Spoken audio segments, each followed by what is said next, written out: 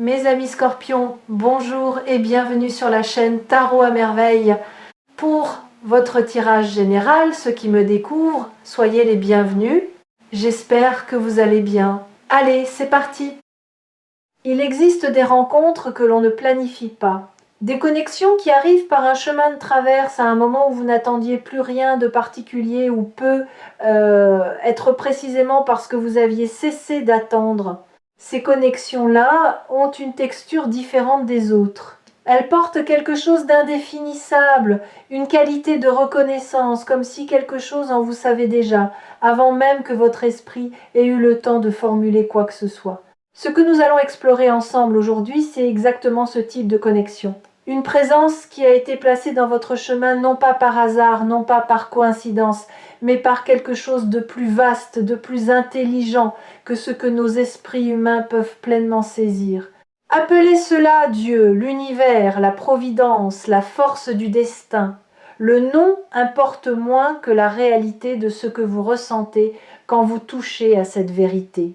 Et la vérité, la voici, quelqu'un vous recherche activement, avec une intention claire et une énergie qui ne faiblit pas. Bienvenue sur Tarot à merveille. Laissez ce message faire son chemin en vous. Pour commencer, je veux déconstruire quelque chose. Un mot, un seul, rechercher. Parce que ce mot est au cœur de tout ce qui se passe autour de vous en ce moment et il mérite qu'on s'y arrête vraiment, qu'on le retourne dans tous les sens pour en extraire toute la richesse. Rechercher, ce n'est pas attendre. Ce n'est pas espérer passivement qu'une rencontre survienne. Rechercher, c'est un acte délibéré. C'est se mettre en mouvement vers quelque chose ou quelqu'un, parce qu'une partie de soi sait que ce quelqu'un existe, que cette connexion est réelle, et qu'il vaut la peine de faire le chemin pour la trouver. Quand on recherche quelque chose de précieux, on ne baisse pas les bras au premier obstacle. On ajuste sa trajectoire, on continue.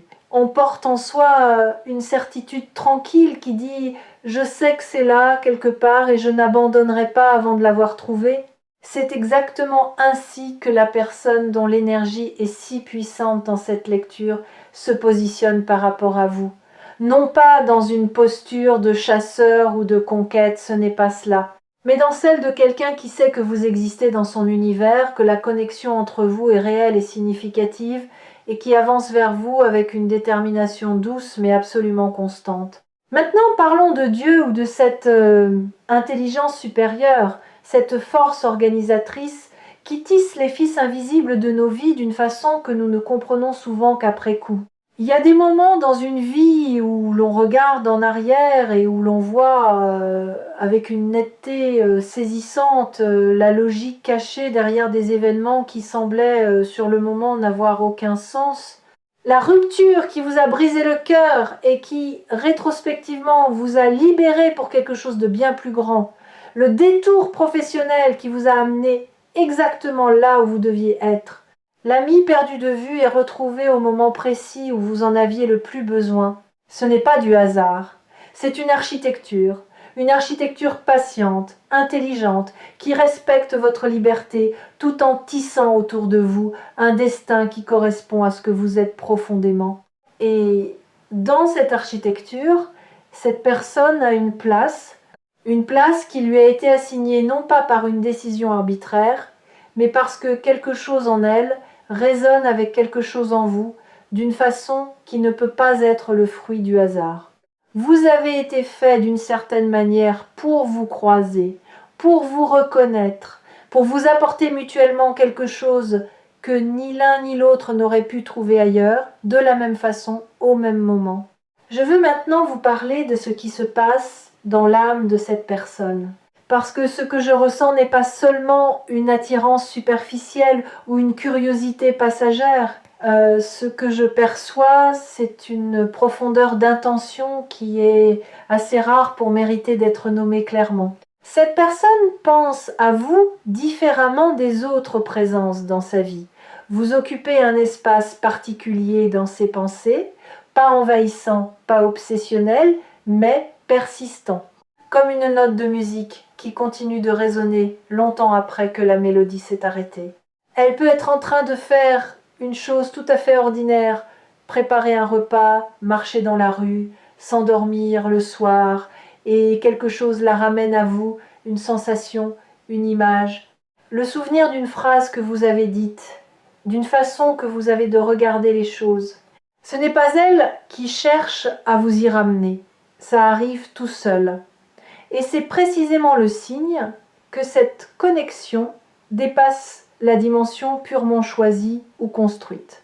Elle est inscrite quelque part de plus fondamental, dans quelque chose que les traditions spirituelles appellent l'âme, et que la science n'a pas encore tout à fait les mots pour nommer. Il y a une question que je veux poser ici, non pas pour vous mettre mal à l'aise, mais parce qu'elle est au cœur de votre prochaine étape. Est-ce que vous vous sentez cherchable? C'est une question qui peut sembler étrange au premier abord, mais réfléchissez-y un instant. Est-ce que vous croyez vraiment, dans les couches les plus profondes de votre être, que vous méritez qu'on vous cherche, qu'on fasse le chemin vers vous, qu'on vous choisisse encore et encore, même quand ce n'est pas facile, même quand la vie apporte ses complications? Parce que parfois, et ceci s'adresse à beaucoup d'entre vous en ce moment, la plus grande barrière n'est pas l'absence de la bonne personne. C'est la difficulté à croire que nous sommes dignes d'être trouvés. Quelque chose dans notre histoire, nos conditionnements, nos blessures passées, a semé cette graine de doute qui chuchote. Et si je n'étais pas assez? Et si, quand il me connaîtrait vraiment, il repartait? Ce doute est humain et il est compréhensible. Mais je veux que vous entendiez ceci avec toute la clarté que cette lecture peut porter. Vous êtes cherchable, vous l'avez toujours été, et la personne dans votre destin en ce moment le sait mieux que vous. Permettez-moi de vous décrire quelque chose que je perçois très concrètement dans les énergies qui entourent votre situation. Il y a eu des moments, récemment ou moins récemment, où cette personne et vous avez été proches d'une connexion plus profonde et quelque chose a retardé cette connexion. Peut être un timing légèrement décalé, peut être une maladresse, une peur de l'un ou de l'autre, un contexte de vie qui n'était pas encore favorable, peut être simplement que vous n'étiez pas encore prêts l'un pour l'autre de la façon dont vous l'êtes maintenant. Ces moments manqués ne sont pas des échecs, ils font partie du processus. Ils étaient nécessaires pour que vous grandissiez chacun de votre côté, pour que vous arriviez à cette rencontre pleinement, avec la maturité et la profondeur que ni l'un ni l'autre n'auriez eu avant. Ce que je vois maintenant, c'est une fenêtre qui s'ouvre, un alignement planétaire, humain, divin, appelez-le comme vous voulez, qui crée les conditions pour que ce qui n'a pas pu se produire avant puisse enfin se déployer. Et le destin, dans son intelligence particulière, a attendu précisément ce moment.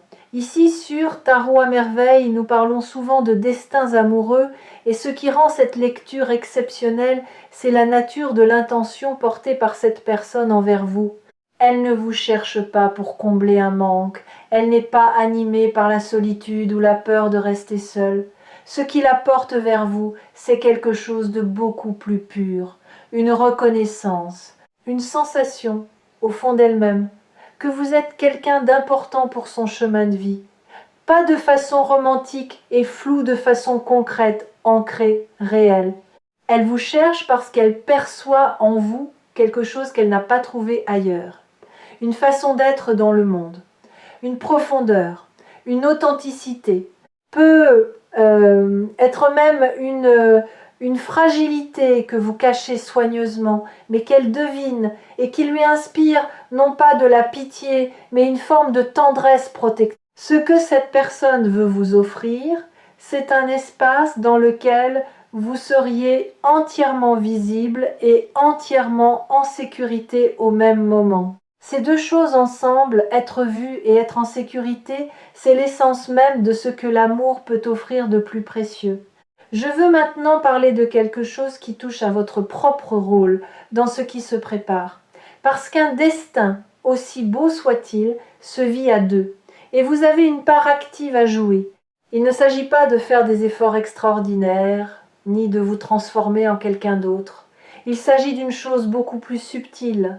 Restez présent à vous-même. Continuez à vivre, à vous nourrir, à cultiver ce qui vous rend vivant, vos passions, vos amitiés, votre relation à votre propre espace intérieur. Ne pas vous mettre en veille dans l'attente de cette personne. Parce que c'est justement quand vous vivez pleinement votre propre vie que vous émettez l'énergie qui attire à vous ce qui vous est destiné. Ce n'est pas un paradoxe.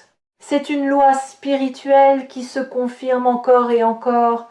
On attire ce qui résonne avec notre propre vibration. Et votre vibration en ce moment quand vous êtes aligné avec qui vous êtes vraiment est d'une beauté et d'une puissance remarquables.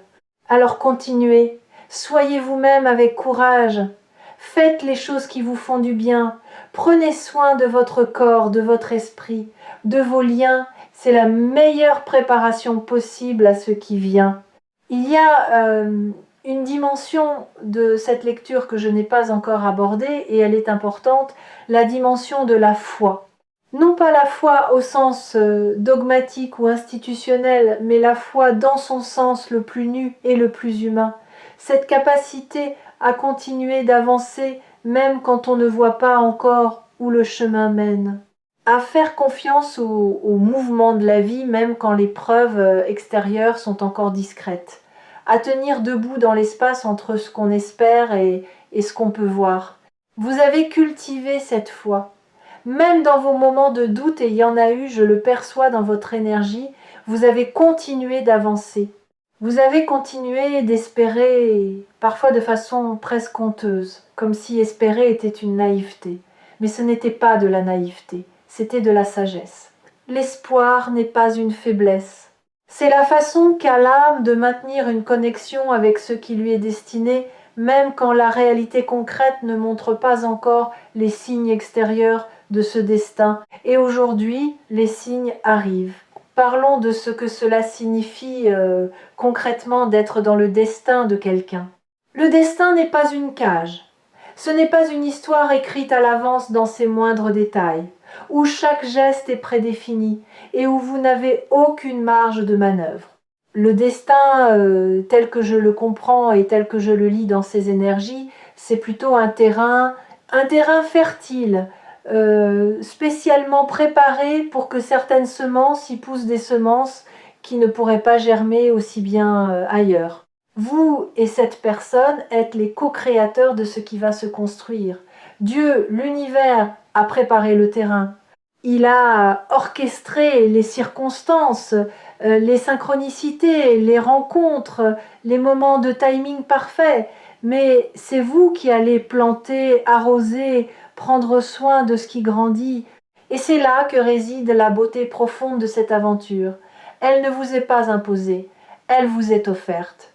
Avec tout ce que le mot offrir contient de liberté, de grâce et de générosité. Je perçois dans votre énergie quelque chose que je veux nommer avec beaucoup de soin. Une lassitude que vous portez avec dignité. Vous avez peut-être vécu des déceptions amoureuses qui ont laissé des traces. Pas des cicatrices horribles, pas des traumatismes qui vous définissent, mais des traces légères, comme le souvenir d'un froid qu'on a eu du mal à chasser.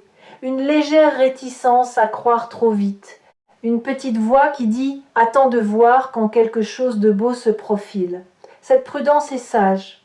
Et je ne vous demande pas de l'abandonner. Je vous demande juste de lui laisser un peu de place à côté de quelque chose d'autre. La permission d'être touché. La permission de laisser cette personne, son attention, sa recherche vers vous, vous atteindre vraiment. Pas tout de suite, pas en une fois, mais progressivement, comme on laisse entrer la lumière dans une pièce en ouvrant les volets peu à peu, pour que les yeux aient le temps de s'adapter sans être aveuglés. Il y a quelque chose d'extraordinaire qui se produit quand deux personnes qui ont été placées l'une dans le destin de l'autre se reconnaissent enfin. C'est pas toujours spectaculaire, ce n'est pas toujours accompagné de musique dramatique et de révélations fracassantes. Parfois, c'est une conversation qui dure plus longtemps que prévu et dont vous sortez en vous sentant étrangement complet. Parfois, c'est un silence partagé, qui n'est pas inconfortable, au contraire qui est habité. chaleureux, comme si ce silence disait plus que des heures de discours. Parfois, c'est simplement le fait de se retrouver à penser à quelqu'un au moment précis où cette personne pense à vous. Ces petits miracles de synchronicité sont les signatures du destin, les façons qu'a l'univers de vous dire « oui, vous êtes sur la bonne piste, continuez ». Soyez attentif à ces moments, pas avec anxiété, ni avec une loupe analytique, mais avec une ouverture tranquille. Ils sont là, ils vont se multiplier. Ce que Dieu ou l'univers ou le destin a mis en place autour de vous, ce n'est pas juste une rencontre romantique, c'est quelque chose de plus vaste. C'est la possibilité d'une vie dans laquelle vous seriez accompagné, véritablement accompagné, par quelqu'un dont la présence vous permet d'être plus pleinement vous-même. Parce que les bonnes présences dans une vie ne nous rapetissent pas, elles ne nous étouffent pas, elles nous donnent plus d'espace pour exister, pas moins. Elles deviennent une sorte de terrain sûr depuis lequel on peut explorer le monde avec plus d'audace, parce qu'on sait qu'on a quelque chose de solide à quoi revenir. Cette personne qui vous cherche, elle est ce terrain sûr, pas parfaite, pas sans ses propres complexités et ses propres zones d'ombre, parce que les humains ne sont jamais parfaits, mais fondamentalement alignés avec ce dont vous avez besoin pour vous épanouir. Voici ce que je veux que vous emportiez de cette lecture, comme une pierre dans la poche, quelque chose de simple, de concret, que vous pouvez toucher quand le doute revient. Vous n'avez pas été oublié. Dans l'immensité de l'univers, avec tous ces milliards d'histoires humaines qui se déroulent simultanément, votre histoire n'a pas été laissée de côté. Elle a été tenue. Elle est tenue avec soin, avec attention, avec une intention bienveillante qui dépasse ce que nous pouvons voir de là où nous sommes. La personne dans votre destin, celle qui vous cherche en ce moment même, est le signe concret, humain, tangible de cette attention. Elle n'est pas une illusion, elle n'est pas une consolation, elle est réelle, et son mouvement vers vous est réel, et ce qu'elle porte pour vous est réel. Faites-lui confiance, faites confiance au processus, faites confiance à cette intelligence plus grande que vous qui a orchestré tout cela avec une précision que vous commencerez à voir de plus en plus clairement au fil du temps. Il me reste une dernière chose à vous dire, et c'est peu, être la plus importante de toutes. Ce que vous vivez en ce moment, cette lecture, cette reconnexion avec l'espoir, cette sensation que quelque chose de grand se prépare, tout cela n'est pas extérieur à vous. Il ne s'agit pas d'attendre qu'une présence extérieure vienne vous sauver ou vous compléter. La personne dans votre destin vient enrichir ce qui est déjà là. Ce qui est déjà là, en vous, c'est quelque chose de complet, quelque chose de précieux, quelque chose qui mérite d'être cherché, trouvé, chéri. Et le fait que quelqu'un ait été mis dans votre chemin pour vous rechercher, c'est simplement le reflet dans le monde extérieur de ce que vous êtes intérieurement. On ne cherche pas quelque chose qui n'a pas de valeur. On ne traverse pas des distances, on ne surmonte pas des obstacles, on ne garde pas quelqu'un dans ses pensées nuit et jour si ce quelqu'un n'est pas profondément précieux. Vous l'êtes, croyez-le, et laissez cette croyance vous accompagner dans les jours qui viennent. Merci d'avoir partagé ce moment de lecture avec nous. Revenez sur Tarot à merveille, votre prochain message vous attend déjà.